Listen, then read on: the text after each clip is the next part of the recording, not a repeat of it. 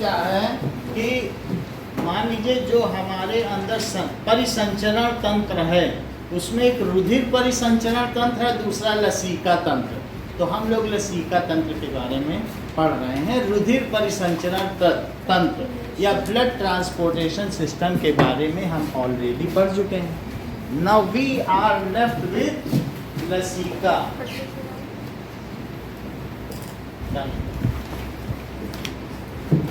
Lymphatic system क्या है? A system of tiny tubes, a system of tiny tubes. जो blood circulation system है वो क्लोज्ड सिस्टम है, और जबकि ये एक ओपन सिस्टम है, क्योंकि इसके वन एंड पे ट्यूब ओपन रहती है ना। तो that is tiny tubes called lymph vessels. ठीक है, system of tiny tubes called lymph vessel in which lymph flows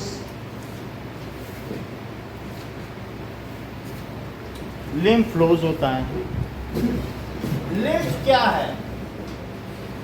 lymph is extracellular fluid।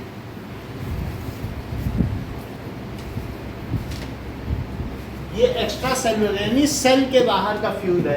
जैसे मान लीजिए ये ब्लड सर्कुलेशन सिस्टम है और ये सेल है, तो इन दोनों ने ही कुछ ना कुछ चीजें छोड़ दी हैं अपने बाहर। ब्लड ने भी क्या किया बताओ? ये है ब्लड कैपिलरीज। ये क्या है? Blood capillary. तो ब्लड कैपिलरी ने इससे कहा कि अमीनो एसिड ले लो, कार्बोहाइड्रेट ले लो, अच्छा ठीक है फैटी एसिड ले लो, ग्लिसरॉल ले लो, सॉल्ट ले लो, वाटर ले लो। कहता हमें कुछ नहीं चाहिए, काम तो तुम कुछ करते नहीं हो। तो सेल को भी क्या करना है? वो चुपचाप बैठी, तुम फटीक जॉब करो तो सेल को भी डिमांड हो, और घर में बैठे रहो इसी में तो सेल कहेंगे मैं कुछ नहीं, ले जाओ खाते रहो, सोचो खूब सारा फैटी एसिड अमीनो एसिड बने, तो सेल लेगी क्या कुछ तुमसे? जब उससे काम लोगे तभी तो लेगी ना, उसका कंज्यूम होगा। तो ऐसी स्थिति में ये कुछ ना कुछ चीजें बाहर छोड़ देगी, और वो न्यूट्रिएंट्स कहलाते हैं। क्या कहलाएंगे? न्यूट्रिएंट्स छोड़ देगी। और सेल भी कुछ ना कुछ तो छोड़ ही देगी। जो उसका वेस्ट है क्या वो नहीं छोड़ देगी? ऐसे छोड़ देगी। तो अगर मान लो कुछ वेस्ट है वो इससे एब्जॉर्ब भी हो जाएगा, और कुछ ना कुछ अल्टीमेटली जो नहीं एब्जॉर्ब होगा, तो वो सारी चीजें ये लिम्फ वेसल है, वो लिम्फ वेसल कलेक्ट करेगी, और कलेक्ट करने के बाद ये कहाँ ले जाएगी? हार्ट में ले जाएगी। ये हार्ट है, तो ये जो हार्ट है हार्ट में ले जाएगी ना। तो अब इसमें इसको हार्ट में सिंपली नहीं डाल देगी, ये हार्ट में डालने से पहले इसको क्लीनिंग करेगी। ठीक है, ये हार्ट में यहाँ डाल देगी सब क्लेवियन वेन, वीना कावा से ठीक ऊपर रहती है सब क्लेवियन वेन। इसका नाम क्या है? सब क्लेवियन वेन। तो यहाँ इसको डाल देगी। लेकिन ऐसा भी नहीं है कि वो इस फनल से सारी चीजें कलेक्ट करें, ये ओपन एंडेड है, और यहाँ से इसमें डाल दें। तो ये इस वीना कावा है। तो वीना कावा एक सुपीरियर होती है और एक क्या होती है? इंफीरियर होती है। और ये वो एंड है जो ऊपर निकल रहा है। इसी तरीके से यहाँ से भी कुछ चीज़ें आती हैं, तो वो ऐसे होती है, और फिर अल्टीमेटली यहाँ से ऊपर चली जाती है। अब जरा देखो, दिस इज कॉल्ड, इसे क्या कहेंगे? सब क्लेवियन वेन। तो इसमें डालने से पहले इस चीज को लिम्फ कहते हैं, जो कि येलो ट्रांसल्यूसेंट, जैसे आप प्लाज्मा देखते हो ना, येलो कलर का होता है प्लाज्मा, हमने दिखाया भी था वीडियो में। तो that is yellow translucent liquid है। ये चीज इसमें से जाएगा, और उसमें बहुत सारी सेलुलर डेब्रीज भी होंगी, क्योंकि हम जानते हैं कि हमारी बॉडी में 10 मिलियन आरबीसी मारे जाते हैं प्रतिदिन। नए बनते भी 3 महीने की तो लाइफ होती है, नॉन न्यूक्लिएटेड होते हैं, उनको भी क्लीन करना है, बहुत सारे पैथोजेंस को क्लीन करना है, और ऐसी डेब्रीज भी होती हैं जो सेल में भी टूट फूट होती है। तो उसके लिए इस पूरे रास्ते में बहुत सारे नोड्स होंगे, उनको क्या कहेंगे? Lymph node. और लिम्फ नोड में लिम्फोसाइट प्रोड्यूस होंगे, वो WBC की तरह ही होंगे। जो लिम्फोसाइट्स होते हैं वही, जैसे हमारी बॉडी में पैथोजन को कौन किल करता है बताओ, तो वैसे ही लिम्फोसाइट भी ऐसे ही होंगे। तो लिम्फ नोड का काम क्या है बोलो? इट प्रोड्यूसेस और वो लिम्फोसाइट क्या करेगा?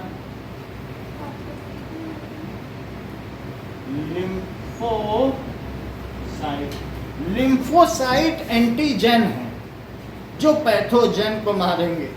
जो पैथोजन या हानिकारक रोगाणुओं को मार दे उसका नाम क्या है? एंटीजन। सो ये एंटीजन है, like WBC।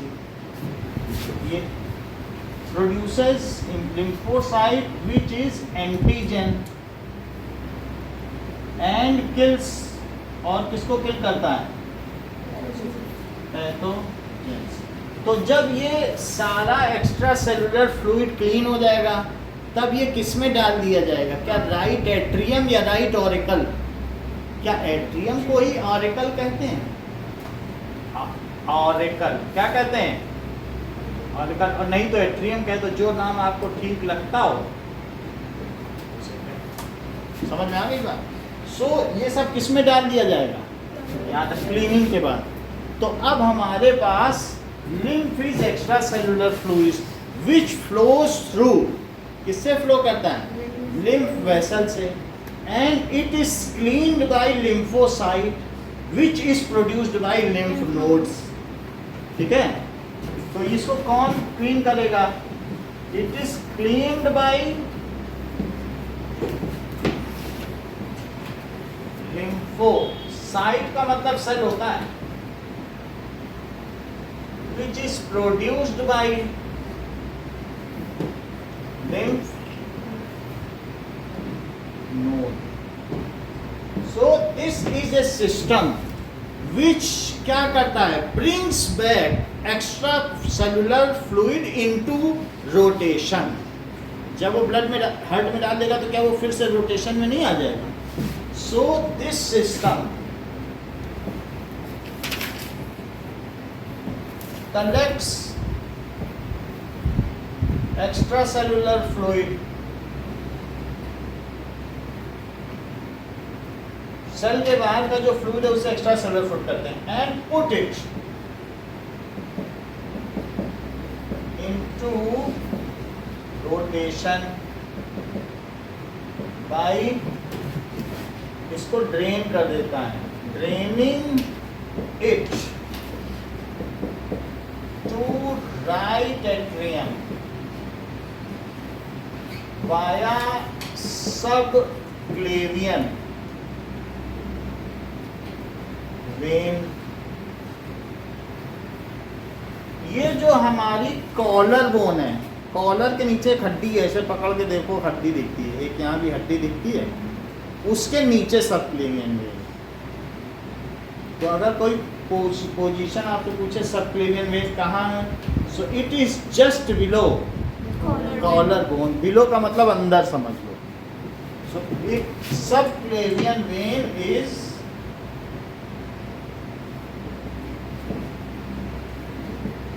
just below right collarbone। Collar की क्या स्पेलिंग होगी? COLLER कि AR? इसे चेक करना पड़ेगा।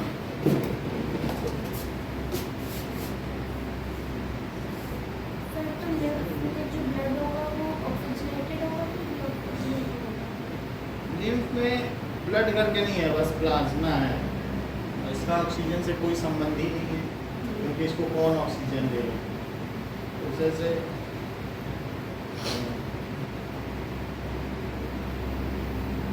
कॉलर AR है। Right collar bone. Now component of lymphatic system क्या है? ऑफ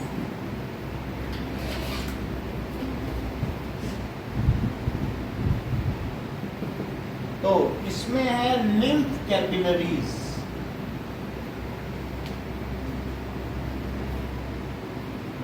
सेकंड है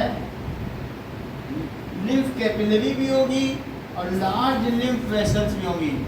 वही कैपिलरी एक साथ इकट्ठा हो जाएंगी तो बड़ी वेसल नहीं बन जाएगी जैसे आर्टरी बनती है। वास्तव में ये वेन ही बनेगी, यहाँ आर्टरी करके कुछ नहीं है, क्योंकि सबको अल्टीमेटली कहाँ जाना है? हार्ट में। तो यहाँ आर्टरी का तो कोई सिस्टम है नहीं। तो लार्ज लिम्फ वेसल्स जिनको कि लिम्फ वेन्स भी कहते हैं, लार्ज लिम्फ वेसल्स। और थर्ड क्या है? Lymph nodes. नोड का मतलब गांठें होती हैं, ठीक है, और उसे ग्लैंड भी कह सकते हैं, जहाँ से क्या सेक्रीट होता है? लिम्फ। और फिफ्थ है लिम्फोसाइट।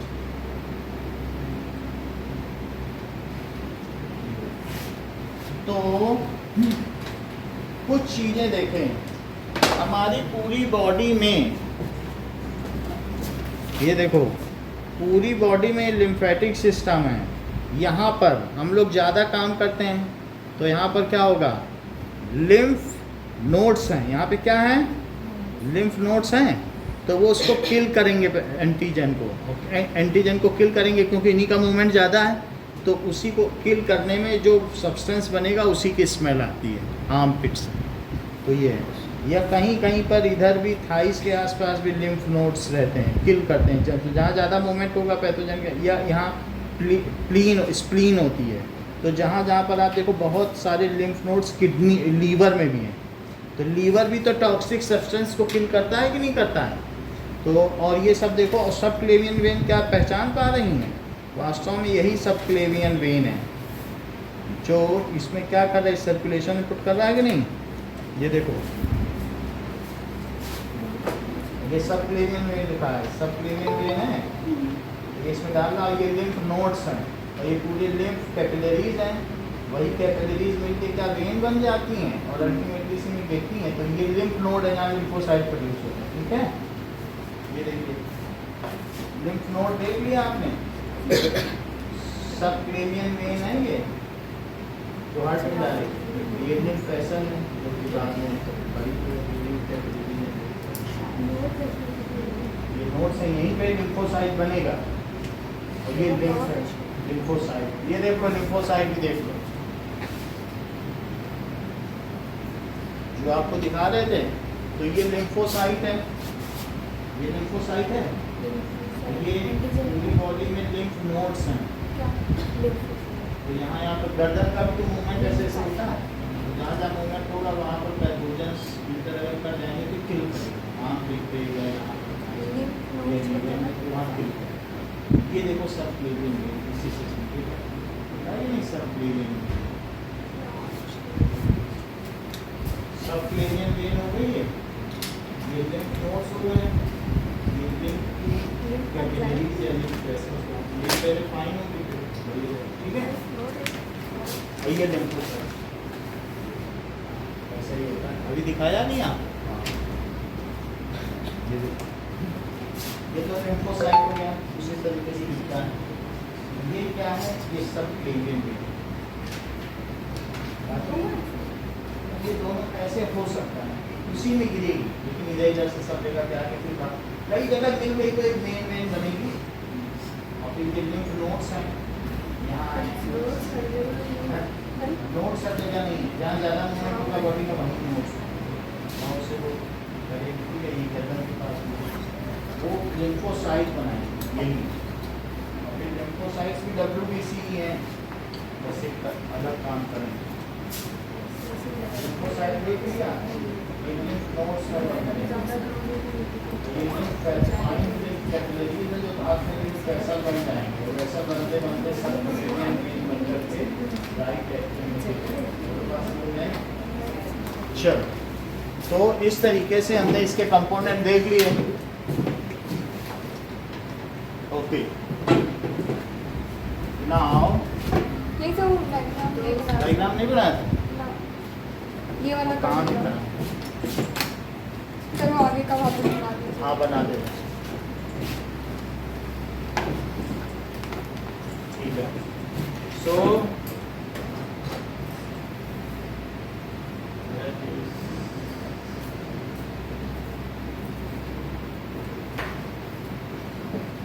तो यहाँ पर ये इसी में गिर जाएगा और इसके नीचे से ये वीना कावा आएगा जो कि सुपीरियर और इंफीरियर है। ये सब क्लेवियन वेन है।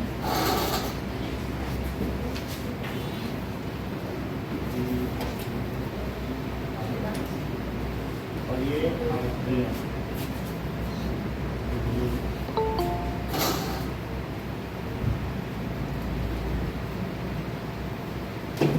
चलो now okay, so this is subclavian vein. और ये सब क्या है बताओ?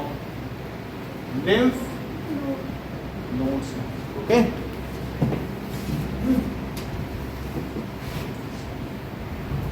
सो आवर बॉडी एज बॉडी का जस्ट एक आउटर डायग्राम बना लें तो उससे पता चल जाएगा कि हमारा लिम्फेटिक सिस्टम क्या है।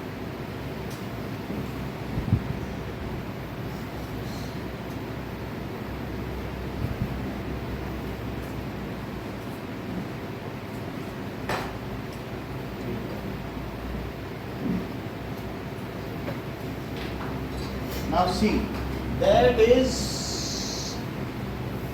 heart. हार्ट में क्या होगा कि लिम्फेटिक सिस्टम का ये सबक्लेवियन वेन है जो कि इसी में आ गया। This is subclavian and there are various lymphocytes. तो यहाँ पर लिम्फ नोड्स बना दें और इसी तरीके से कुछ लिम्फ नोड्स यहाँ हैं और कई लिम्फ नोड्स जो हाथ में भी जा रहे हैं इसी में से। तो यहाँ पर भी क्या है, बहुत सारे लिम्फ नोड्स हैं और यहाँ पर भी सभी जगह से तो इसे कलेक्ट करना है। तो यहाँ पर भी लिम्फ नोड्स हैं। ऐसा कुछ होगा कि लीवर में, ठीक है, बहुत सारे लिम्फ नोड्स होंगे और कुछ ऐसे लिम्फ नोड्स होंगे यहाँ से भी ऐसे गर्दन पे जा रहा है और यहाँ पर भी लिम्फ नोड्स। तो ये हमारा lymphatic system. This is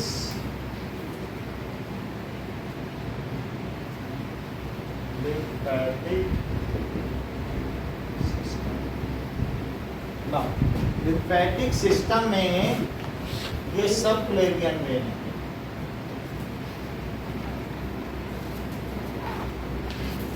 This is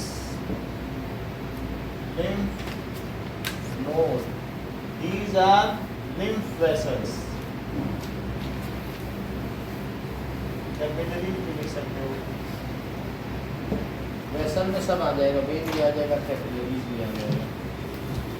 okay, इधर का नोट कर लिया वांशी? ये नोट किया?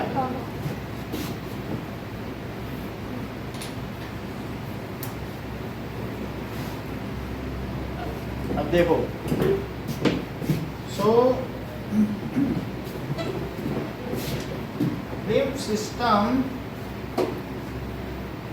में कुछ चीजें देखें।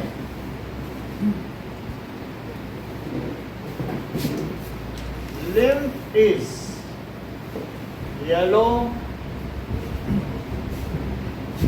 light yellow liquids और इसमें 90% वाटर होता है।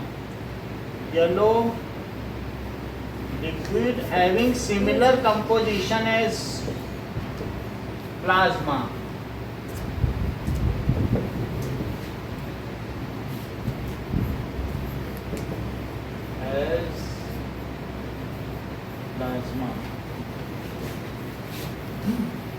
ठीक है, it does not contain RBC, WBC। WBC तो आप ऐसा नहीं कह सकते क्योंकि लिम्फोसाइट ही WBC है। तो इट डज नॉट कंटेन आदि से लिखना ठीक रहेगा. And it is open circulatory system.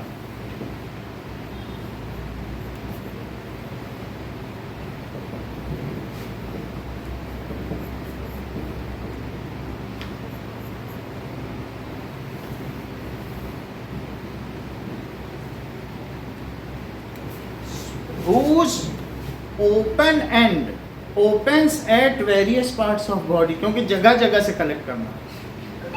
इसका ओपन एंड हर जगह है, जगह जगह से नहीं कलेक्ट कर रहा. whose open end, और ये इसका क्लोज्ड एंड है जो इसी में चला जा रहा है.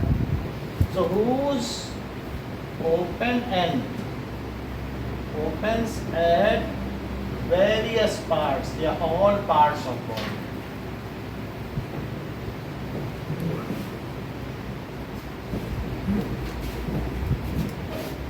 Lymph is extracellular fluid which needed to be cleaned. Lymph क्या है? Lymph is extracellular fluid which contains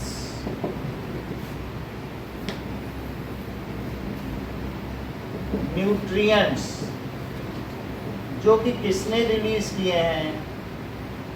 Released by blood capillaries.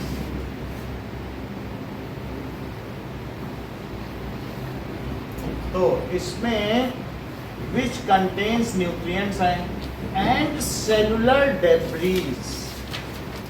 Cellular debris यानी कोशिकाओं के टुकड़े. Debris टूटे फूटे टुकड़े. अपभ्रंश.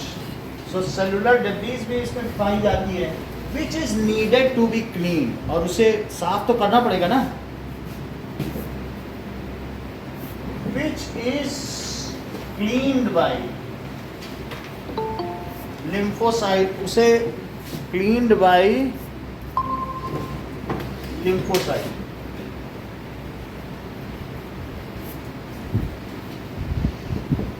Similar to WBC. Before putting into regulation, उसको फिर से रेगुलेशन में या लाने के लिए before putting into transportation,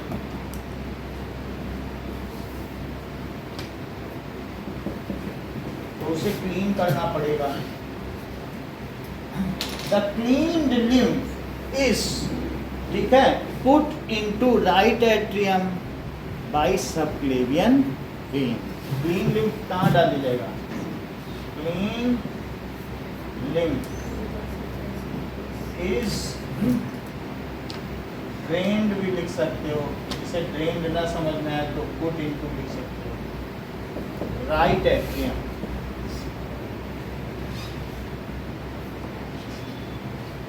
By subclavian vein.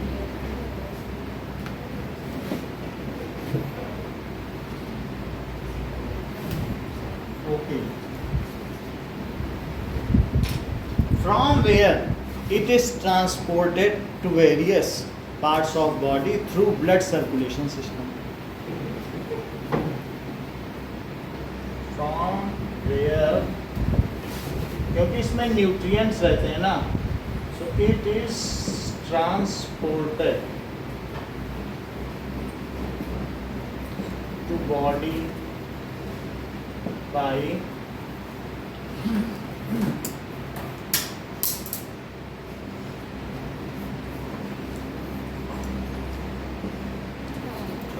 Through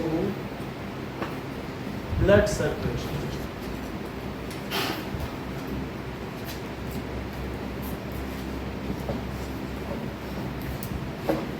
अब देखिए लिम्फेटिक सिस्टम.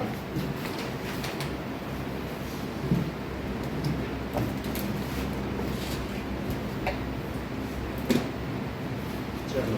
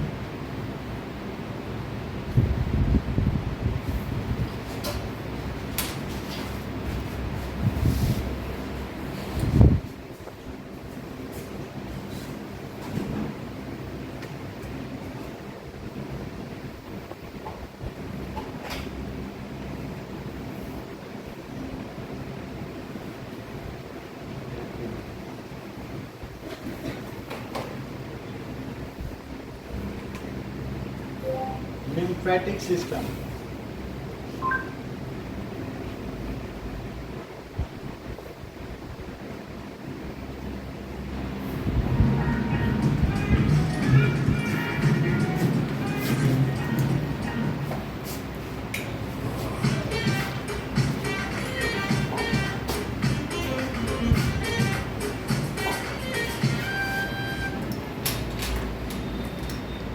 में शामिल हो जाता है। अब देखिए, मान लीजिए अगर टोटल 20 लीटर फ्लूइड हमारे इस ब्लड कैपिलरी से लीक होकर टिश्यू में आता है, तो टोटल देखिए हमारे शरीर में लगभग 5 से 5.5 लीटर ब्लड है। ये पूरे शरीर में ट्रेवल करता रहता है न्यूट्रिशन और ऑक्सीजन को डिलीवर करने के लिए। हर एक टिश्यू में जो हम भोजन करते हैं, जो हम पानी पीते हैं, वो भी अब्सॉर्ब होकर इसी ब्लड में ट्रेवल करता रहता है। जैसे ही ये ब्लड हमारे शरीर के विभिन्न ऑर्गन के टिश्यू पर पहुंचता है, तो दरअसल ये जो ब्लड वेसल्स है, ये टिश्यू पर पहुंचने पर बिल्कुल पतले पतले सिंगल सेल के बने हुए ब्लड कैपिलरी से होते हुए ऑक्सीजन और न्यूट्रिशन को हर एक टिश्यू पर, हर एक सेल पर पहुंचाता है। पर क्या आपको ये पता है कि ये जो ब्लड कैपिलरी होती है, ये सिंगल सेल के लेयर से बनी हुई होती है, यानी बिल्कुल पतली सी लेयर से बनी हुई होती है। इसलिए हर एक सेल के बीच में छोटा सा गैप रहता है, जिससे हमेशा ही इस गैप से कुछ फ्लूइड हमेशा से ही लीक करता रहता है। और ये जो फ्लूइड है, ये टिश्यू में जाकर इकट्ठा हो जाता है, टिश्यू को न्यूट्रिशन प्रोवाइड कराता है और दोबारा से वीन्स के थ्रू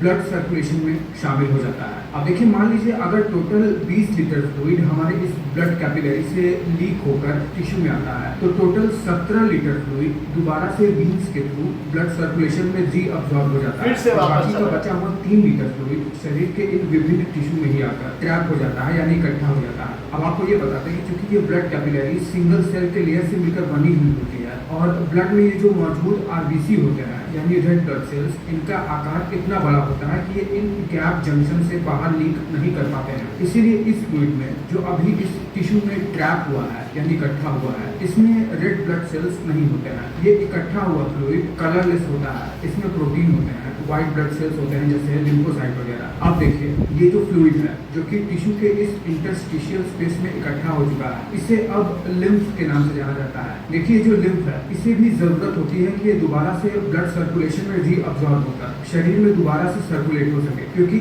इसमें बहुत सारे काम के प्रोटीन और व्हाइट ब्लड सेल्स होते हैं। तो होता क्या है कि प्रकृति ने हमारे शरीर में ये जो फ्लूइड इकट्ठा हो रखा है टिश्यू में, उनको दोबारा से रीसर्कुलेट करने के लिए एक सिस्टम को हमारे शरीर में डेवलप कर दिया है। इस सिस्टम को कहते हैं लिम्फैटिक सिस्टम।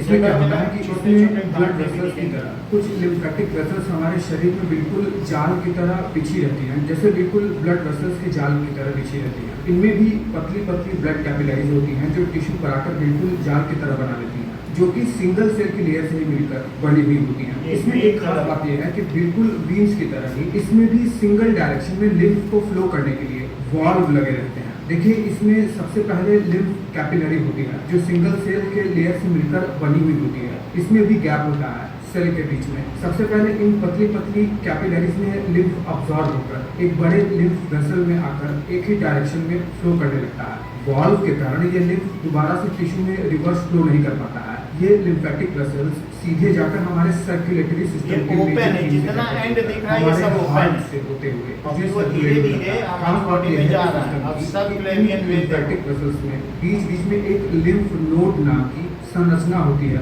जिसके अंदर बहुत सारे लिम्फेटिक टिश्यू होते हैं, जिसमें बहुत सारे इम्यूनिटी सेल्स होते हैं, जैसे लिम्फोसाइट्स वगैरह। ये लिम्फ नोड क्या करता है कि हमारे शरीर में आने वाले किन्हीं पैथोजेंस को किल करके हमारे शरीर की पैथोजन से रक्षा करता है। और हमारे शरीर में ये एक तरीके से इम्यूनिटी के लिए बहुत जरूरी है। आपको बता दें कि हमारे शरीर में जो लिम्फेटिक सिस्टम के प्रमुख ऑर्गन्स हैं, उसमें से लिम्फ नोड एक बहुत ही इंपॉर्टेंट संरचना है। बाकी की संरचना है टॉन्सिल्स, स्प्लीन और थाइमस। इन सब के बारे में मैंने वीडियो बना रखा है और भी हम लिम्फेटिक सिस्टम के बारे में बहुत कुछ जानते हैं। यानी टॉन्सिल्स है, ये भी क्या करते हैं, ये भी कई तरीके के चीज़ों को मारते हैं। स्प्लीन यहाँ होती है प्लीहा, वो भी किल करती है, ठीक है कि नहीं। और टॉन्सिल निकल आता है ना किसी किसी को, अगर बहुत ज़्यादा यहाँ बैक्टीरिया जमा हो जाए तब टॉन्सिल निकलता है। तो ऐसे केस में उनको किल करेंगे कि नहीं, और कहेंगे ज़्यादा खाओ नहीं, अभी हम काम पे हैं, रेस्ट लो। तो तुमको दर्द इसलिए होता है कि तुम्हें अब ज़्यादा कुछ नहीं करना है, बस उससे आराम से उसका काम कर देना। Now this is all about lymphatic system. अब हम इसके कुछ फंक्शंस देखेंगे। वास्तव में लिम्फेटिक सिस्टम क्या करता है तो बता दिया, इसका फंक्शन देखो। ऊपर करना है क्या, बता देना जब करना हो। ना इसे हटा दें, हाँ ठीक है। सर ये जो lymph node जहाँ पे लिखा है वो किडनी के पास है या फिर लिवर के पास है? ये एक पोर्शन है कि इसको वैसे किडनी के पास, ये जो भी है ये नोड्स हैं। नहीं, वो लोकेशन क्या है उसकी? यहाँ ओ पे। ये यहाँ पे स्प्लीन होता है, प्ली, हाँ। तो ये एक तरीके से थोरेसिक कैविटी के नीचे एक और बड़ा सा स्प्लीन है, उसका हम आपको पर्पस बता देंगे। तो स्प्लीन जिसको प्लीहा कहते हैं, और इसका काम क्या है कि ये एक लार्ज ऑर्गन है और जिसका काम है क्लीनिंग, जो भी चीज़ें होती हैं ना एक्स्ट्रा सेलुलर ग्रुप, तो उसको क्लीन, और इसका कोई काम नहीं। हीट की तो टॉन्सिल, हाँ टॉन्सिल है, वो भी यही काम करता है। चलो अब देखो, नाउ फंक्शन, इसका फंक्शन देखो, इसी के साथ लिम्फेटिक सिस्टम खत्म हो जाएगा। सो फंक्शन ऑफ लिम्फ क्या है? लिम्फेटिक सिस्टम,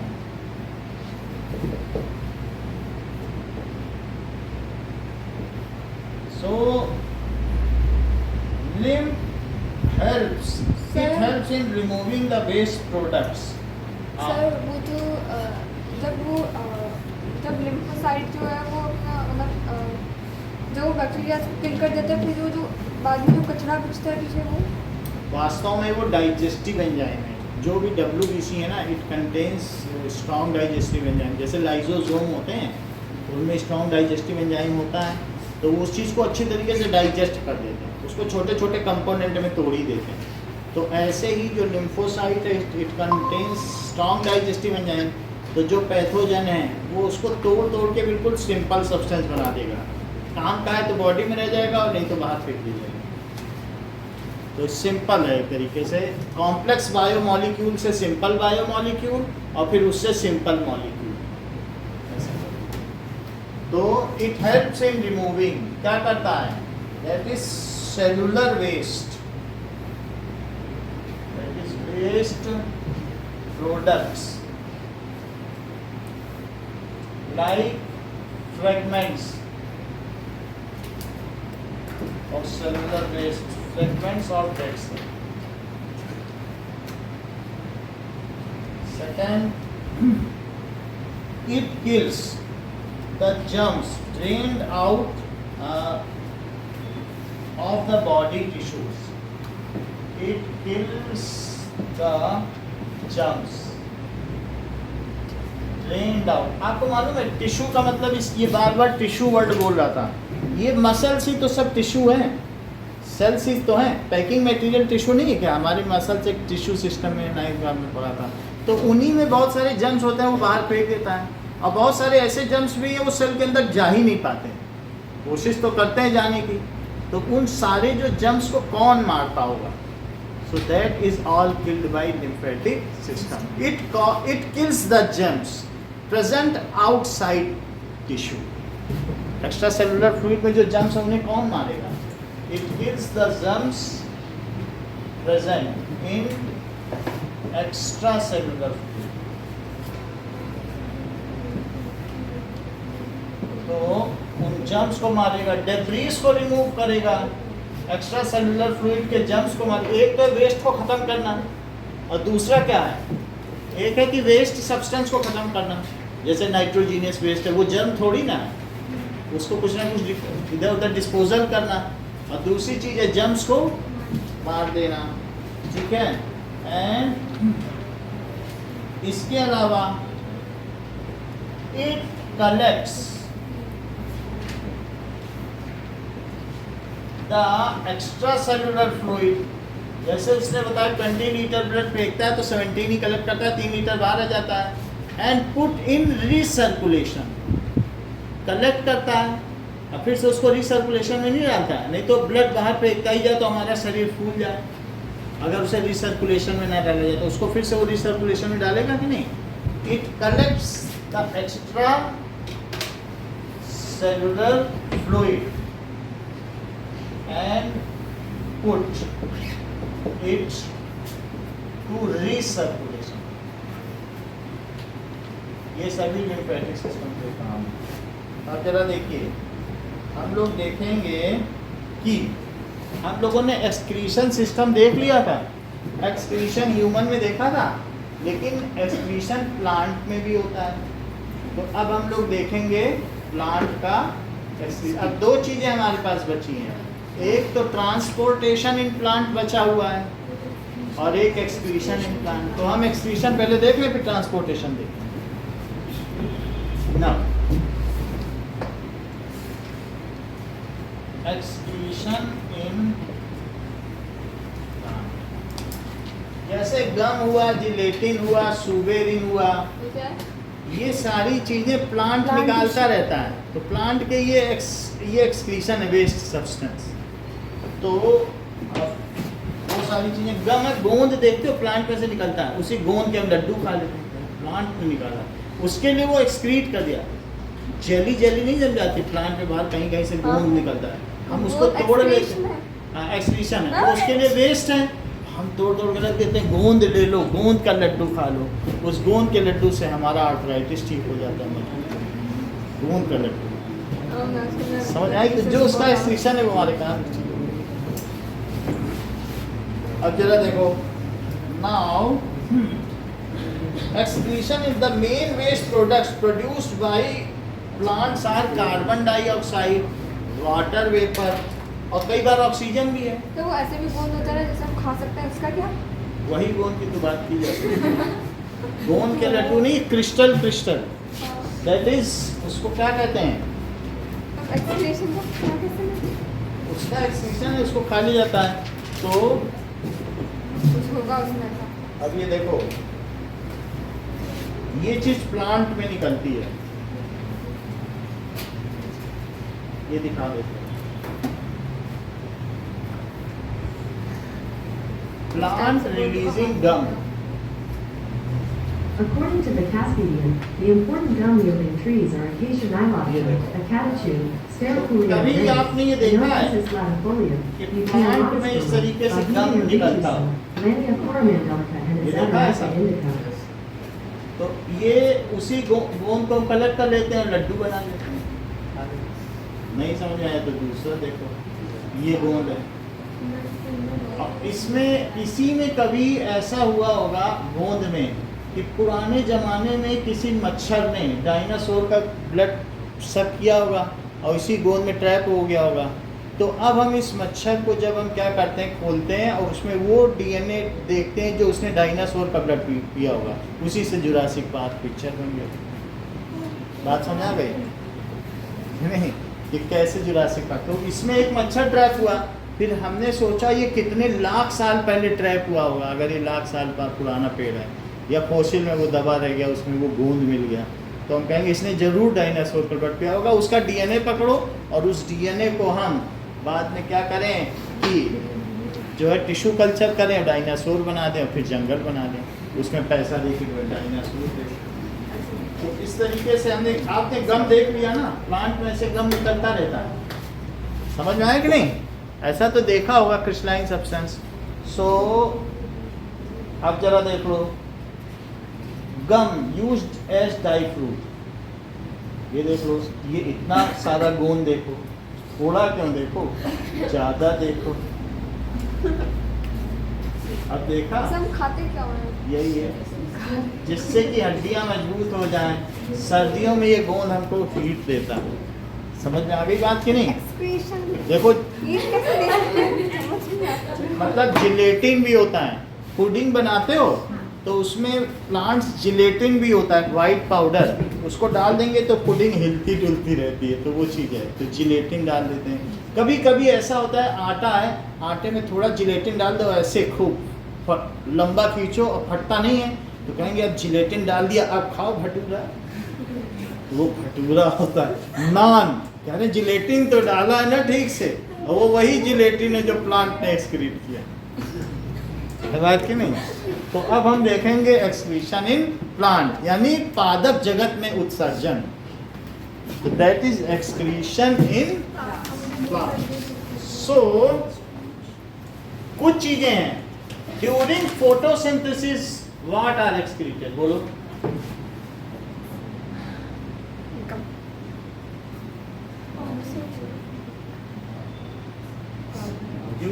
फोटोसिंथेसिस है तो उसमें ग्लूकोज तोड़ा जाएगा, C6H12O6, और साथ में ये तो बनेगा ना पहले, तो CO2 और वाटर से मिलके क्या खाना बनेगा, और खाना बनने पर क्या C6H12O6 बनेगा और 6O2, तो ये तो सनलाइट में होता है काम। तो इसका वेस्ट प्रोडक्ट क्या होगा, यही तो वेस्ट है, ये तो इसके काम आ गया, ये एनर्जी है। तो during photosynthesis O2 is waste. O2 क्या है, O2 is waste which is released through stomata outside, वो वही रिलीज किया जाता है, तभी तो हम लोग सांस ले रहे हैं, which is released in atmosphere through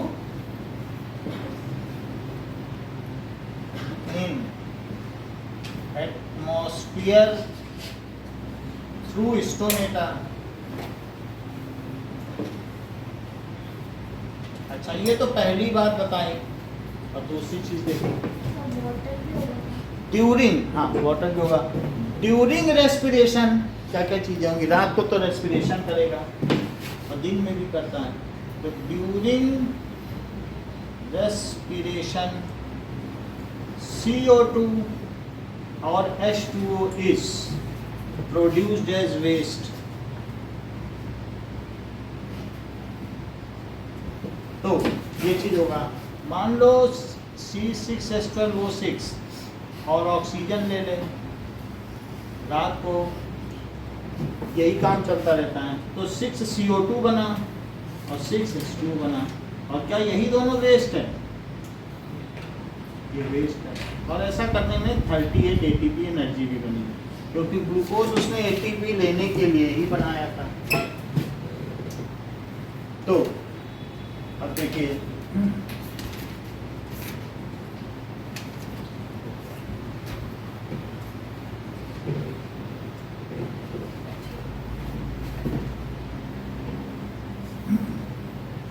CO2 is released through stomatal opening and water से क्या हो जाएगा, तो 6CO2 plus 6H2O, CO2 is released through stomatal opening and H2O is transpired, यानी evaporated through stomatal opening, ये चीज तो होती है ट्रांसपिरेशन। अब जरा देखो, many of the waste substance are collected by vacuoles, क्योंकि प्लांट में बहुत बड़ा बड़ा वैक्यूल है, 50% से 90% साइज होता है, तो बहुत सारे many of the waste substance are collected, product like के बाद क्या लिखा है उधर, FR वेस्ट, ये वेस्ट हो गया। नहीं सर, ऊपर फर्स्ट पॉइंट में product like function of lymphatic system. अच्छा, सो सबसे पहला product like fragments of dead cell, fragments टुकड़े या डेब्रीज लिखो, अगर फ्रेगमेंट्स ना समझ में आए तो डेब्री कर लो, टुकड़े।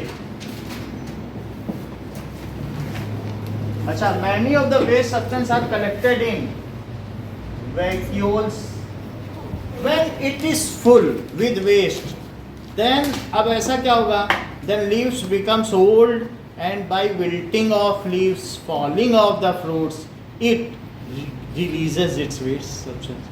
अब नए नए वैक्यूल हैं, उसमें तो इतना वेस्ट नहीं होगा, जैसे जैसे पत्तियां पुरानी होंगी, सेल पुरानी होंगी, तो उन पत्तियों को वो क्यों गिरा देता है, हर पत्ती हरी क्यों नहीं रहती है, या पतझड़ का मौसम क्यों आता है, ऑटम, क्योंकि अब उसका वैक्यूल फुल हो गया है और उसमें वेस्ट सब्सटेंस की अधिकता हो गई है। ऐसे केसेस में वो उससे गेट रीड ऑफ भी तो होना है ना, उसे एक्सक्रीट करना है कि नहीं, so it get rid of these wastes by wilting of leaves wilting का मतलब है पतझड़, falling of leaves. So it get rid of this waste. छुटकारा पाना चाहेगा कि नहीं? So plant get rid of this waste by wilting. Wilting ना समझ में आया तो लिखो फॉलिंग ऑफ लीव्स। और ऐसा ही कुछ होता है राइपनिंग ऑफ फ्रूट्स में भी यही काम होता है, ठीक है। विल्टिंग ऑफ फ्रूट और फॉलिंग ऑफ फ्रूट्स। फ्रूट्स में भी जो पिटियोल है ना, तो पिटियोल के डंठल पे ये सारा वेस्ट इकट्ठा कर देगा, कहेगा गिरो तुम। जब यहीं पे सब इकट्ठा कर देगा तो ये सड़ जाएगा, इसकी डंठल, ये पिटियोल है ना प्लांट में, तो पिटियोल ये मेन ब्रांच है और ये पिटियोल है। ये जो है लीफ, तो इसकी ये मिड रिब कहलाती है, मिड रिब। और मिड रिब के जो पीछे है वो पिटियोल है, जिसको डंठल कहते हैं। समझ में आया भाई बात? ये और इसके अलावा ये वेन्स हैं इसके प्लांट के, जिसमें जाइलम फ्लोएम है। ऐसा होता है कि नहीं? तो अभी क्या करेगा, इन सब से भी तो प्लांट गेट रीड कर लेगा। जब इसका वैक्यूल फिल हो जाएगा तो पत्तियां गिरा देगा, जाओ नई पत्तियां हैं। और देखिए कि इसके अलावा ripening of fruits and chipping of bark. क्या आपको ऐसा लगता है जो प्लांट के ऊपर बार्क है, बार्क तो जानते हैं ना, टुकड़े चिप ऑफ कर लेते हो, वो सब भी तो उसका वेस्ट ही है, चिपिंग ऑफ बार्क। तो ripening of fruits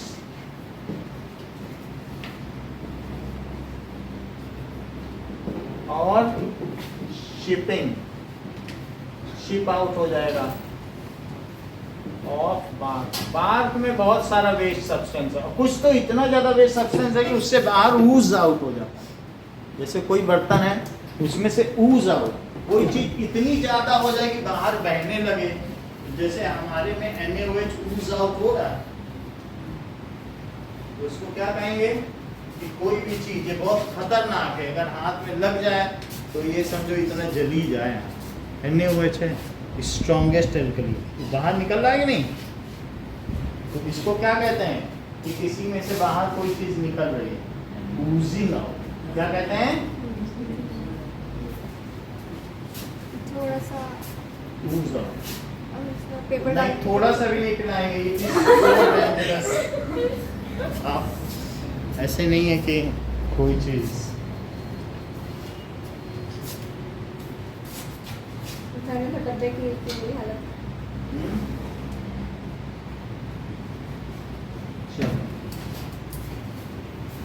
chipping of bark हो जाएगा। Sometimes it oozes out from bark, bark में से निकलने लगेगा, लाइक गम, जिलेटिन, सुबेरिन।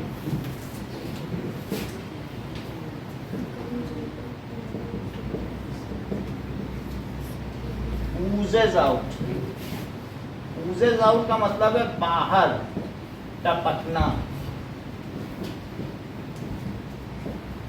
टपक टपक कर निकलना।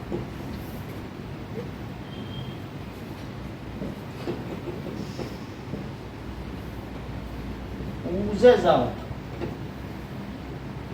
From bark. अभी हमने बार्क से ही निकलते दिखाया था, bark as gum, gelatin, suberin. Suberin और कुछ नहीं है, ये कॉम्प्लेक्स शुगर है।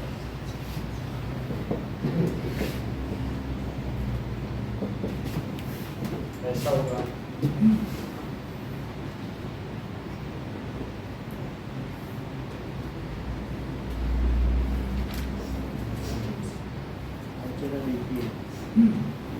Now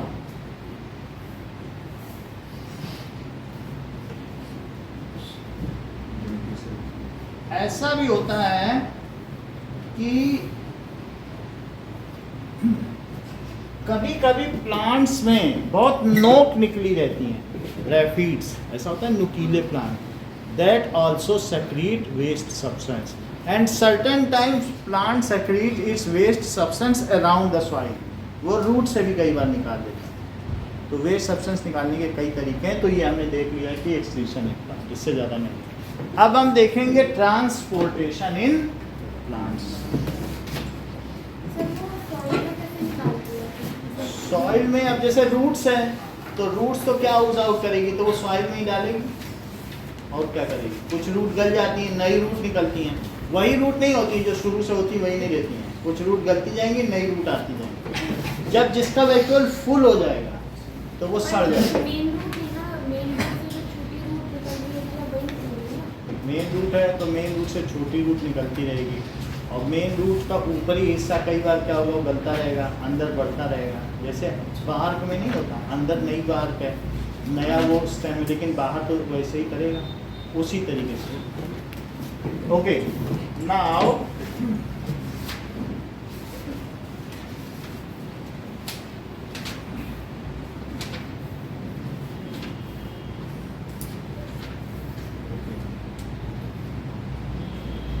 transportation in plant.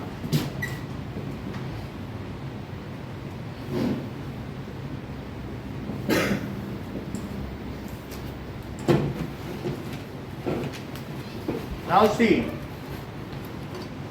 Plant में दो चीजों का सर्कुलेशन होता है। प्लांट के दो बॉडी ऑर्गन क्या है सृष्टि?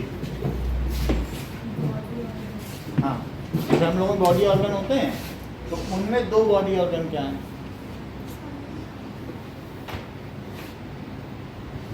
शूट और रूट।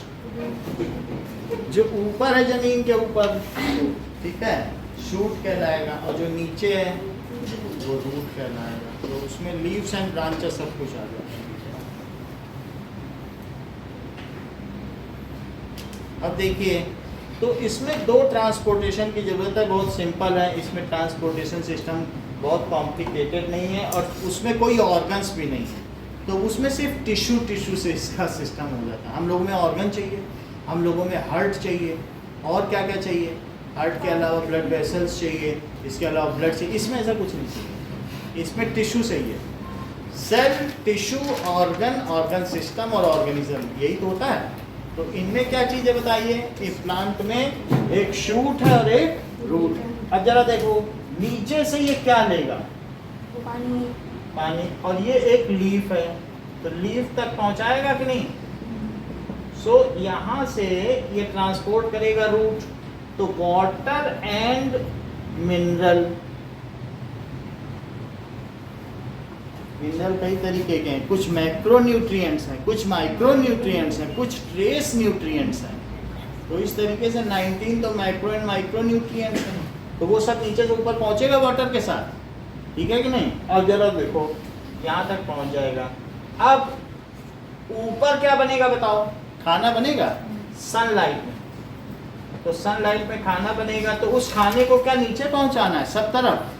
तो first thing is water is transported from roots to site of photosynthesis.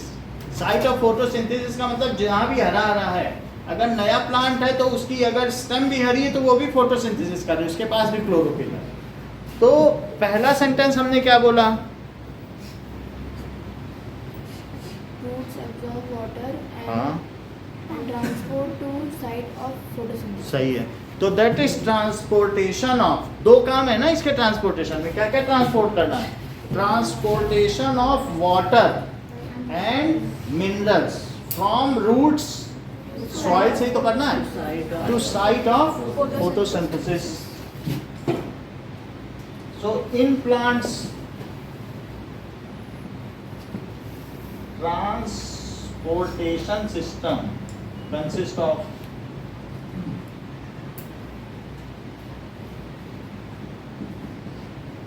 transportation of water and minerals from roots to site of photosynthesis. और दूसरी चीज एकलव्य क्या है?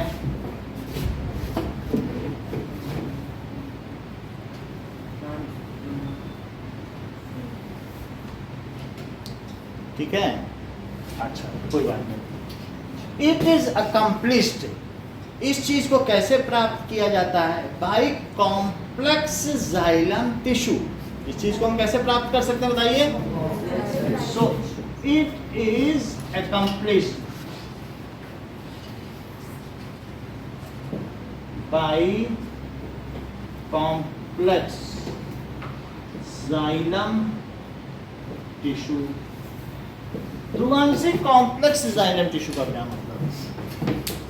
मतलब जाइलम टिश्यू कॉम्प्लेक्स है, मतलब हाँ हाँ, उसके पार्ट्स में ज़्यादा एक्सप्लेन करना। मतलब ये पूछा जा रहा है कि कॉम्प्लेक्स जालिम टिश्यू कौन सी?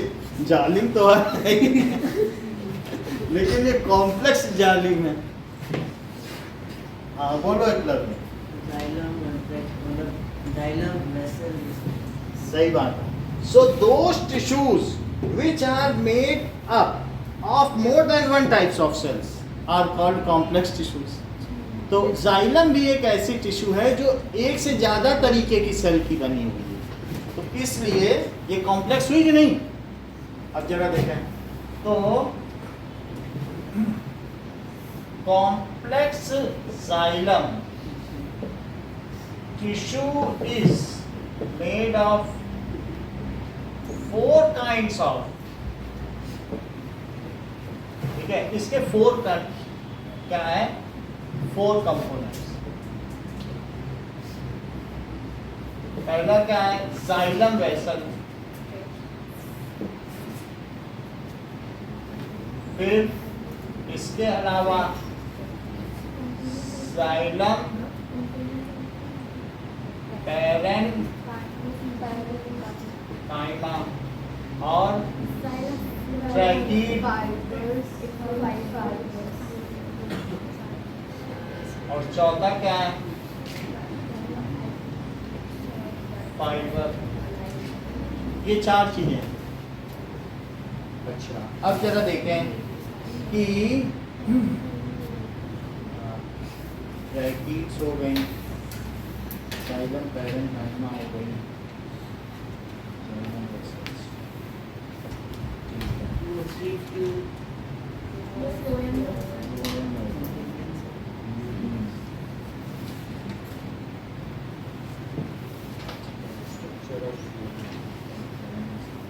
अब देखो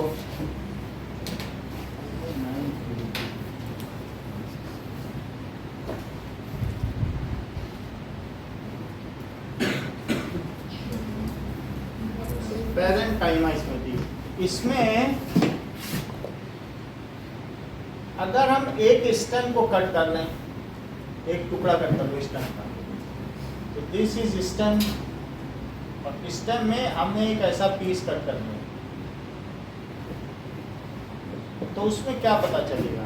वास्तव में जो स्टेम है, स्टेम में सबसे अंदर क्या होगा और बाहर में क्या होगा? यहाँ पर अंदर में क्या होगा? अंदर से पानी ट्रांसपोर्ट होगा और बाहर से आना। तो जाइलम, और ये सब क्या है? ये जो मैंने बहुत सारी चीजें बना दी हैं, क्या ये वेस्कुलर बंडल है? वेस्कुलर बंडल क्या करते हैं बोलो? ये ट्रांसपोर्ट करते हैं, ये ऊपर से नीचे तक है, और कहाँ तक जाएंगे ये वेस्कुलर बंडल? ये रूट से शूट तक जाएंगे। तो अंदर क्या है बताइए? वेस्कुलर बंडल है, तो ये एक वेस्कुलर बंडल में सबसे अंदर वाटर है, तो वो जाइलम टिश्यू है क्या? और बाहर क्या है? फ्लोएम। वो क्या करेगा? और बीच में क्या है? कैम्बियम। इनके बीच में वो कुशन का काम करेगा, और ये सब संवहन वाहिकाएं हैं, वेस्कुलर बंडल्स।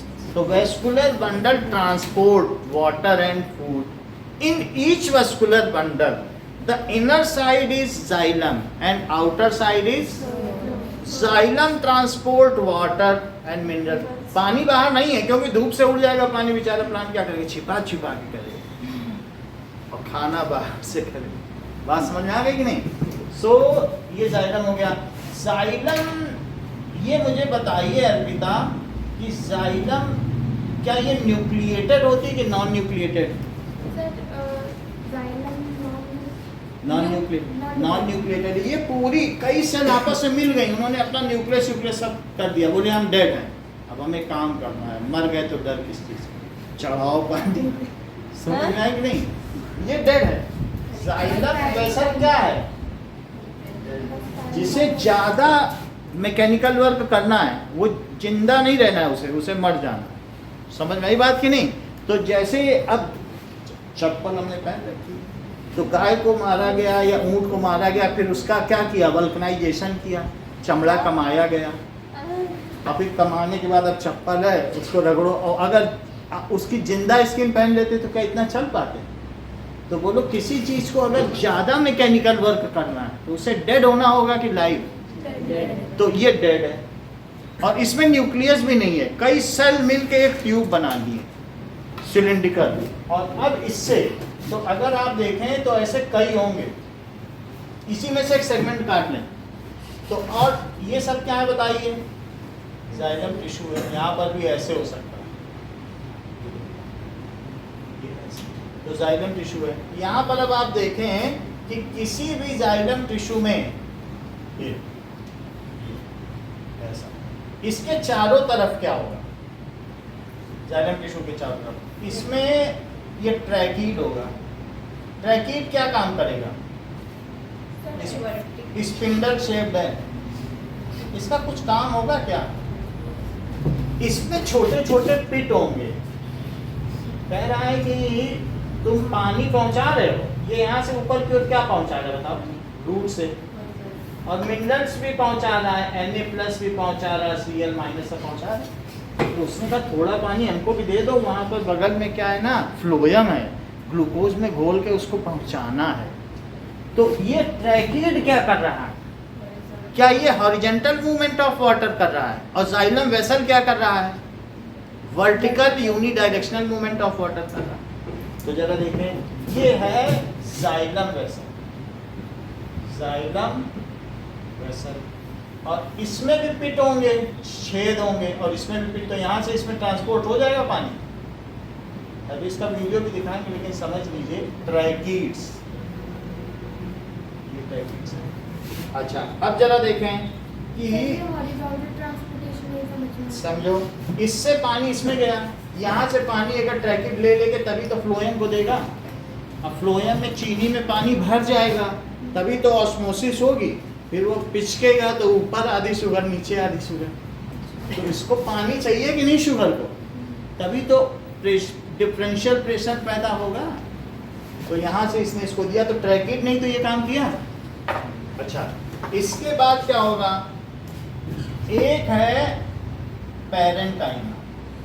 कहीं तुम अर्पिता ये तो नहीं सोच रही हो कि इसमें पैरेंकाइमा के अलावा सभी मरे हुए हैं और यही एक मात्र जिंदा है?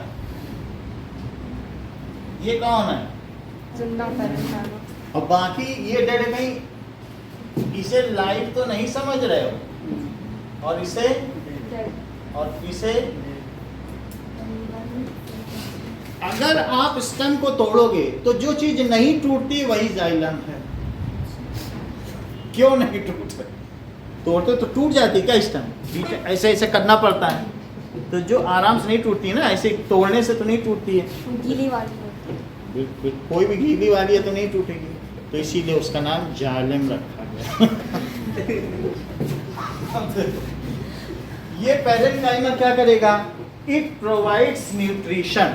ये parenchyma, it is a live uninucleated cylindrical shaped cell and live है, which looks after, ये इन सब की देखभाल कर रही है। वही भेज रहे हैं, कहीं टूट फूट हो जाए तो वहाँ पर कुछ ना कुछ लगा देगी। समझ में आ गई बात? और इसे और ज़्यादा कौन मजबूत बनाता है? क्या ये फाइबर?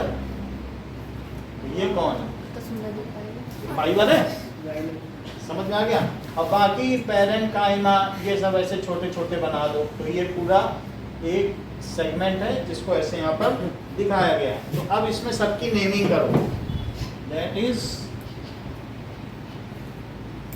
Parenchyma, xylem parenchyma. ये ट्रैकीड है, ट्रैकीड, और ये जाइलम फाइबर। अब हम इसके बारे में थोड़ा जानें।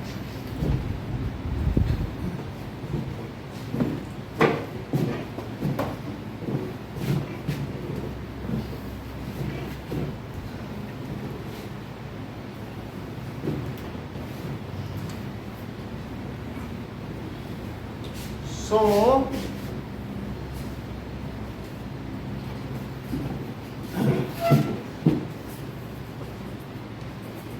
components of complex xylem tissue, वैसे तो टिश्यू वे होते हैं जो सेल एक साथ मिल जाए तो क्या बना दे, टिश्यू। अच्छा, तो टिश्यू क्या दो तरीके के हो सकते हैं, एक एनिमल टिश्यू हो सकते हैं और दूसरे प्लांट टिश्यू हो सकते हैं। प्लांट टिश्यू भी दो तरीके के हो सकते हैं, एक मेरिस्टेमेटिक और दूसरा परमानेंट। तो मेरिस्टेमेटिक का क्या काम रहेगा, ये न्यूली बॉर्न है, इनको कोई खास काम नहीं दिया जाता है। तो या तो एपिकल है, इंटर कैलरी, जहाँ नोड्स होते हैं, ब्रांचेस निकलती हैं, इंटर कैलरी, और लेटरल जो उसकी मोटाई बढ़ाएं।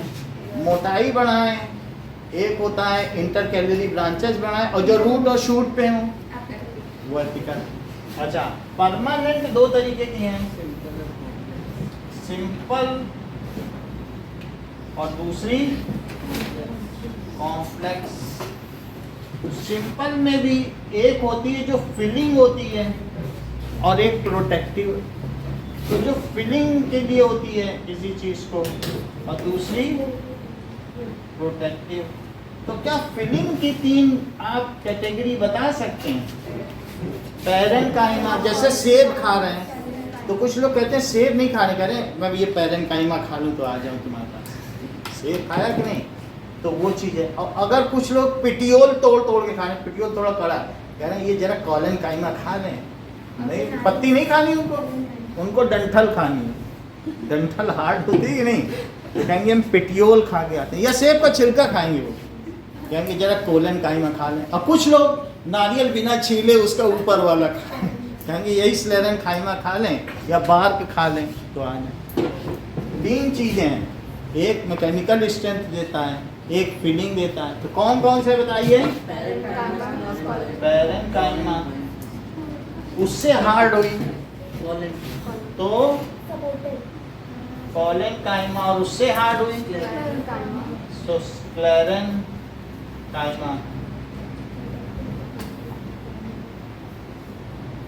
समझ में आया? ये हो गया फ्रूट, जो भी हो गया, ये पिटियोल, और ये कोकोनट हस्क जो ऊपर वाला है ना, पूरा हस्क नीचे जो है। अच्छा, प्रोटेक्टिव में कौन से हो गए?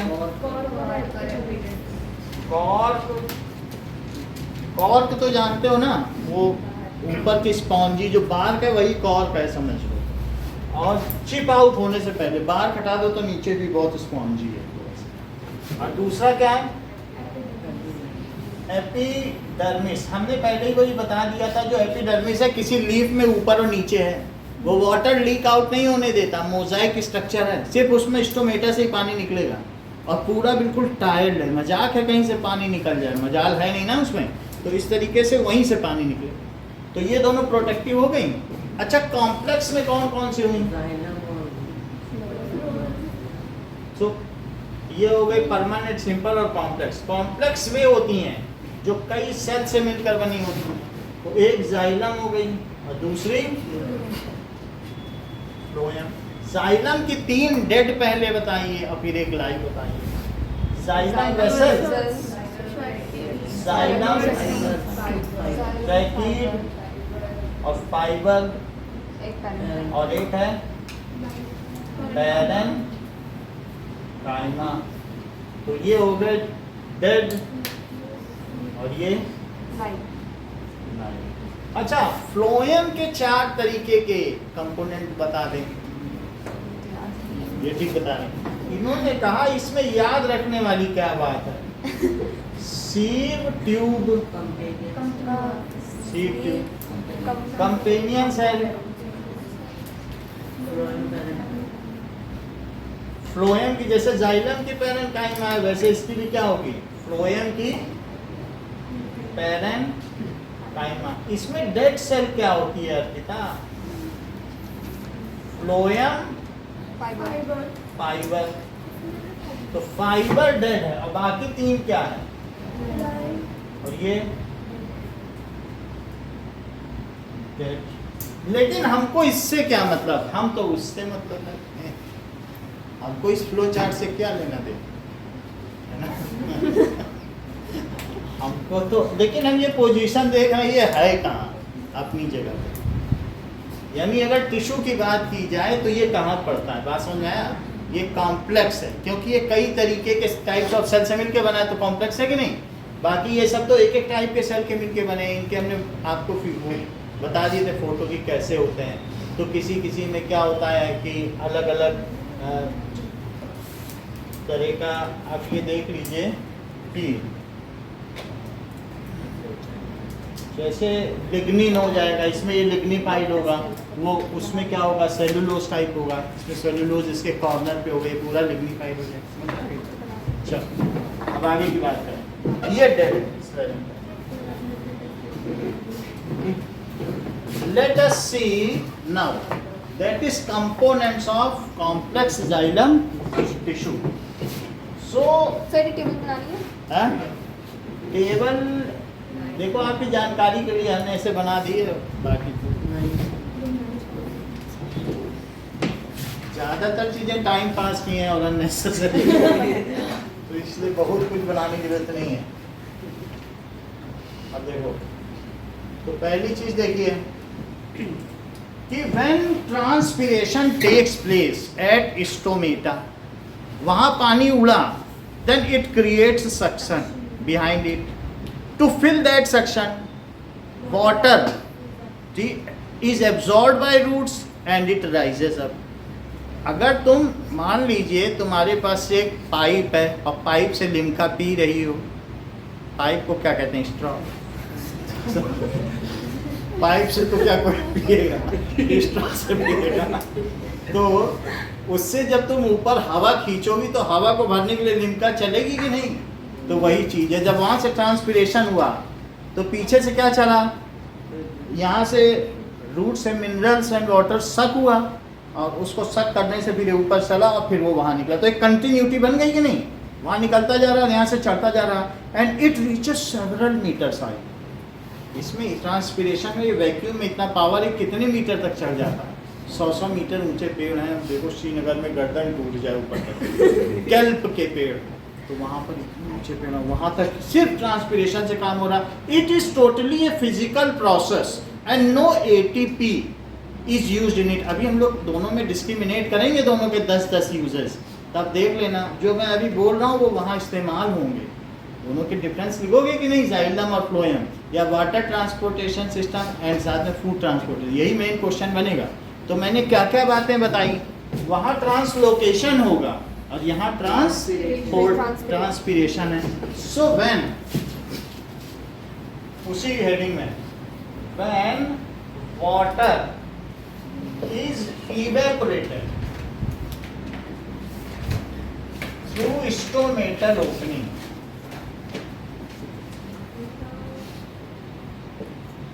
जो थ्रू स्टोमेटल ओपनिंग या पोर उनसे निकला। अच्छा, इसी को बस ट्रांसपिरेशन कहना, इससे ज्यादा को ट्रांसपिरेशन मत कहना। कोई आपसे पूछे व्हाट इज ट्रांसपिरेशन, तो कह देना स्टोमेटा से वाटर का इवेपोरेशन ही ट्रांसपिरेशन। देन अब ट्रांसपिरेशन क्या करेगा, then it creates vacuum behind it,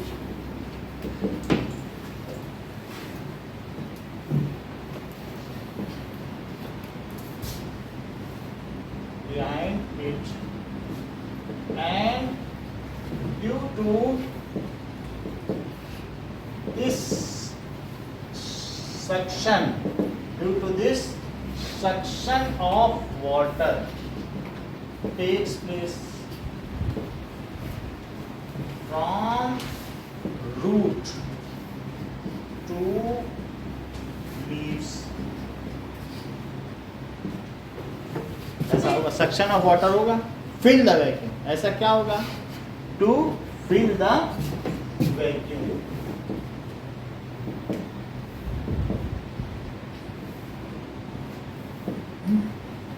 Along water, minerals are also rises up.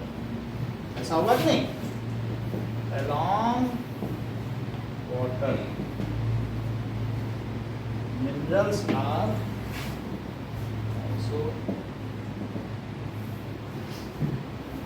also rises up. अब जरा देखें. This is purely a physical process which is unidirectional and no energy in form of ATP is used. अच्छा ये trans की मैंने कहा. This is purely a physical process in which no energy in form of ATP is used. ये चीज है.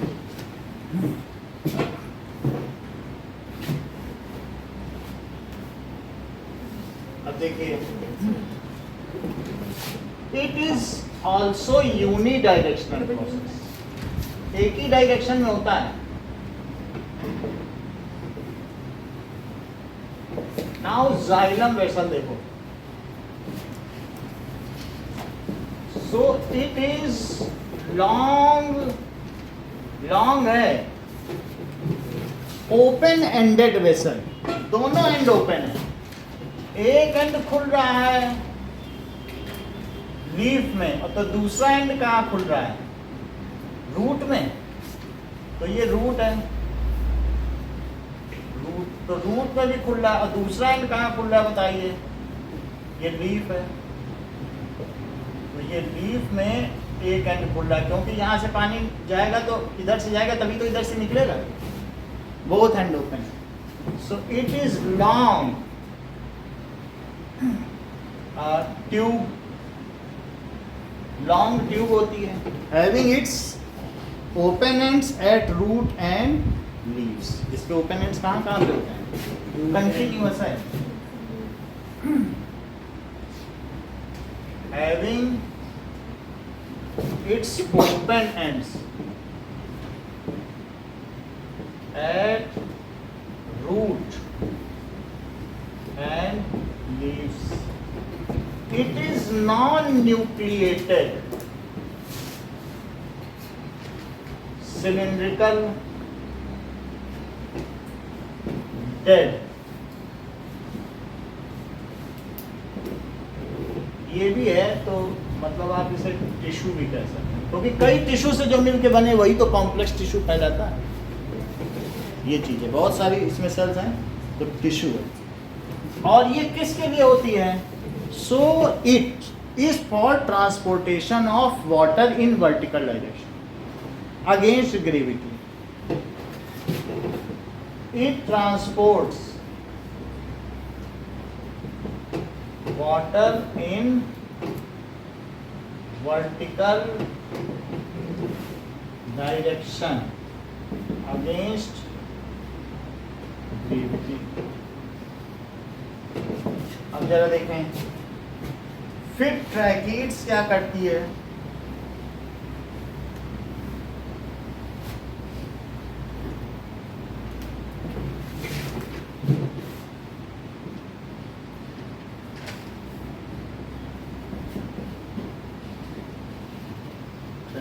Tracheids इस तरीके की होगी. स्पिंडल शेप है।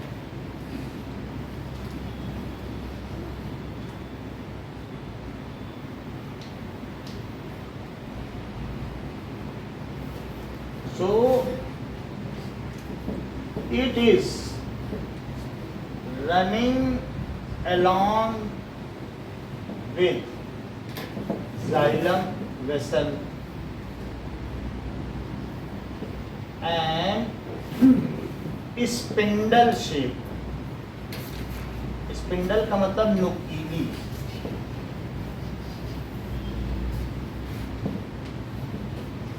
Whose both ends are tapered। वैसे स्पिंडल का मतलब आप उसमें देखोगे तो तकली होता है, जिसमें बहुत सारे धागे होते हैं। रुई से, कॉटन से बनाया जाता है कि नहीं? ये घूमती है तकली, तो उससे क्या होता है, ऐसे से घुमाओ तो धागा बनता है। फिर वो जब धागा बन जाए तो कपड़ा बना। छोटी क्लासेस में आपको रुई दी गई और कहा गया एक थ्रेड का बंडल बना के लाओ, ऐसा कराया गया है कि नहीं? तो वही है।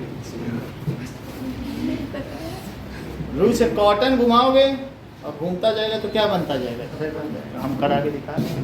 5 रुपए की तकली हर बाजार में मिलती है। ठीक, चलो। So it is spindle shape. Okay, so अब ये देखो, अगर नहीं होगा तो मैं इससे दिखा देता हूँ, क्योंकि बड़ी बात नहीं है, पता तो चल ही जाए। स्पिंडल का मीनिंग तो पता चल जाए। सो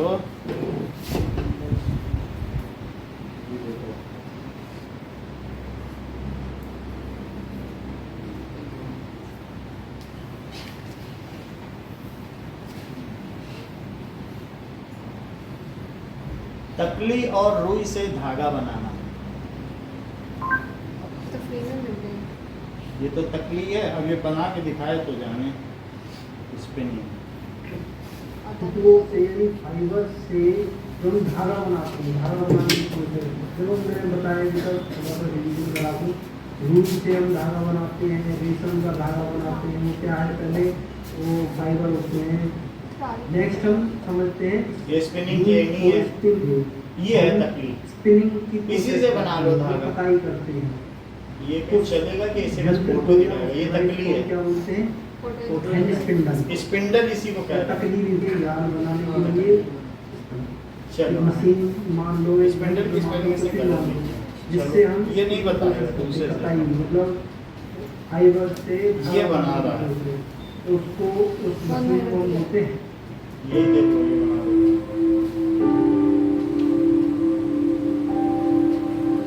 is a cotton plucked from the field to each berry ये देखो in रुई one ली। uniform direction.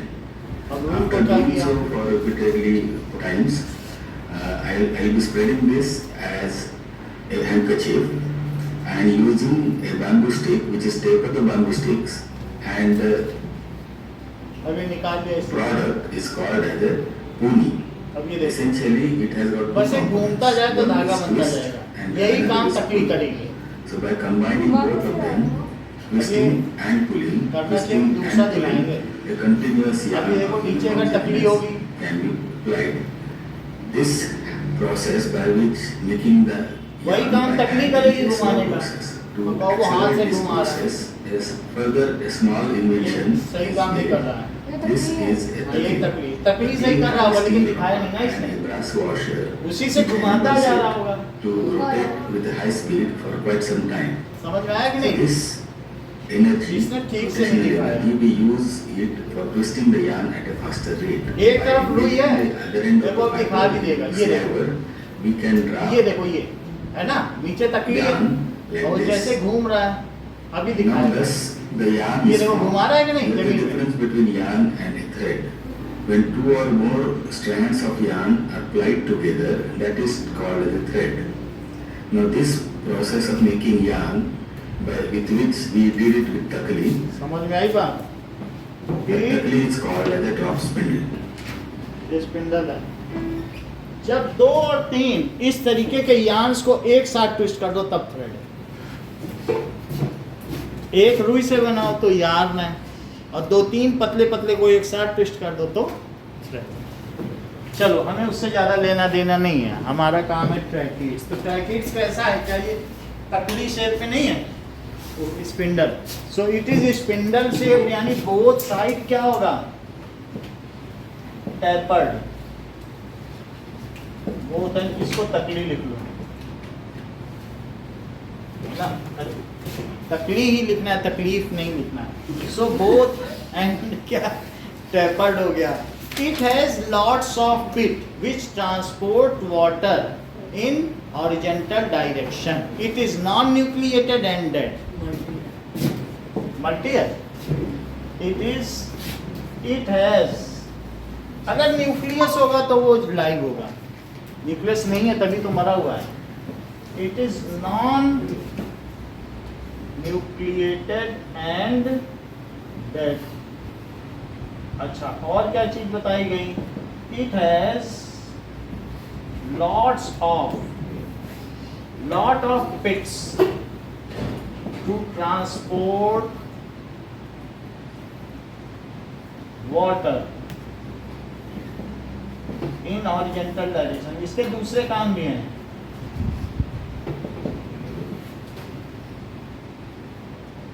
मान लो अगर इसमें पानी भर के भी रखता है, ये कहता है ठीक है तुम्हें नीचे पानी नहीं दिया गया, लो हमसे ले लो, अच्छा ये भी कहा, ये स्टोरेज में भी रख रहा है. समझ में आ गई बात आपको. तीसरी चीज क्या है, दैट इज जाइलम पैरन. अच्छा, हमने बताया था पैरन काइमा, कॉलन काइमा. जैसे फ्रूट खा रहे हो तो ये तो नहीं कहते सेब खा रहे, कहते हो पैरन काइमा खा रहे. पैरन काइमा का मतलब है जो चीज फिल कर दे किसी को, उसको क्या कहते हैं, पैरन काइमा. ठीक है, अब चलो देखो, पैरन काइमा इसको फिल करेगा ना, और साथ ही साथ क्या करेगा, लुक आफ्टर करेगा इनको. तो अगर टूट फूट होगी तो ठीक करेगा. So it is cylindrical uninucleated cell which nourishes xylem floor. xylem को करेगा वेसल को, ट्रैकीड एंड xylem फाइबर. इसका इतना ही काम. और xylem फाइबर क्या है, इट इज इलास्टिक. खींचो तो ऐसा इलास्टिक है कि इसको जो स्टेम बहुत स्ट्रांग होता है, खींच नहीं सकते हो ना. तो हाँ, ब्रैकेट्स तो मल्टी-न्यूक्लिएटेड था. ब्रैकेट्स चेक करो कैसे करते हैं, अभी देखते हैं. ब्रैकेट्स का ये बता नहीं, मल्टी न्यूक्लिएटेड देख लेते हैं, क्योंकि न्यूक्लियस होगा तो फिर मरेगा कैसे, उसे मारना भी तो पड़ेगा.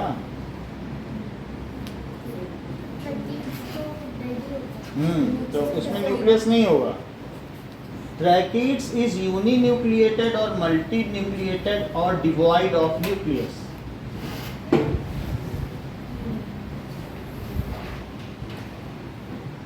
कुछ बता ही नहीं रहा. जाइलम ट्रैकीड में न्यूक्लियस होता है या नहीं, ऐसा लग रहा है इसको हिंदी आती है.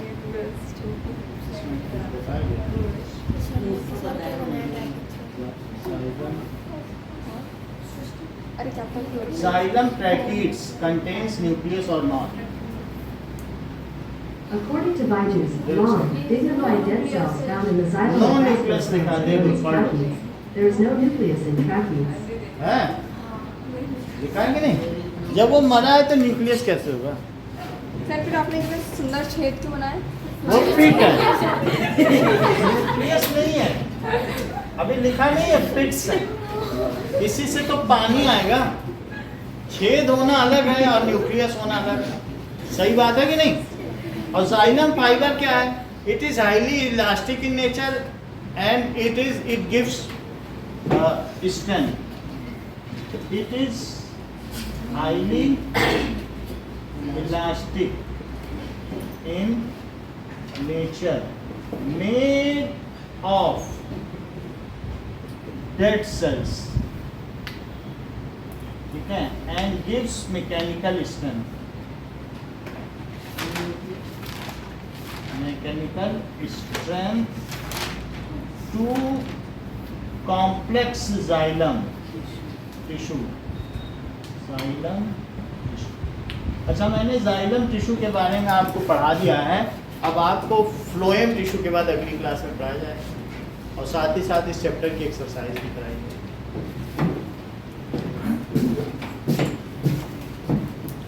Okay, thank you Srishti, Abhishek and Praveen. Okay, welcome. Abhishek तो बिना थैंक यू बोले निकल गया।